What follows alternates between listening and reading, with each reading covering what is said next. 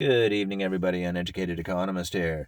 I wanted to make a short video for you guys, kind of confirming some of the information that we had put out a couple of weeks ago when I had talked with a mill insider who didn't want me to use his name or the company that he worked for. So the information in that video pretty much became hearsay information. But today I have a Bloomberg article that confirms or pretty much, describes the very thing that we were talking about in that video. Now, I'm going to see if I can't explain it again for you guys, and I'll leave a link through that to that article down in the description. But what's going to end up happening with lumber future prices is that we may end up seeing a floor in the prices that is a lot higher than what people are anticipating. And the reason that is because of the British Columbia area. Now, here in the United States, we mill up a lot of lumber.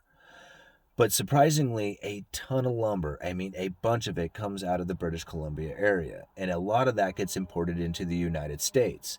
Now, the way that the British Columbia government works is that they take this stumpage fee and they base it off of the lumber prices from the previous 6 months. So the loggers end up having to pay a higher price for the logs, and in turn, the mills have to pay a higher price off the loggers, which is the cost of production. The cost of production goes up. Now, everything seems cool, except that the stumpage fee was based off of these ultra-high lumber prices. As the lumber prices drop, the stumpage fees are going up, and it's hurting those mills. They are put into a position in which that the cost of production is then now making it less profitable and less profitable. Every time, the lumber futures continue to drop and these stumpage fees go up. So what ends up happening? Well, mills end up curtailing development. Tightens up inventory. We end up spinning back into the same cycle again. So as long as the lumber futures stay elevated to a point that it doesn't hurt the mill so much that the profit is not there after the stumpage fees.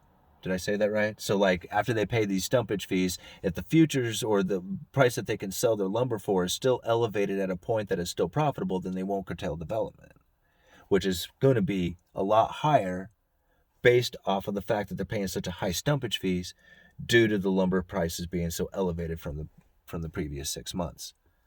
Well, I hope I said all that right. Anyway, I'm going to leave a link down in the description for you guys to the article, to the Bloomberg article confirming that. And you guys let me know. What do you think? Are the lumber future prices going to be dropping into the future? Will we hit 300 per thousand, or are we going to be more at the 600 per thousand or 1,000 per thousand? You guys let me know.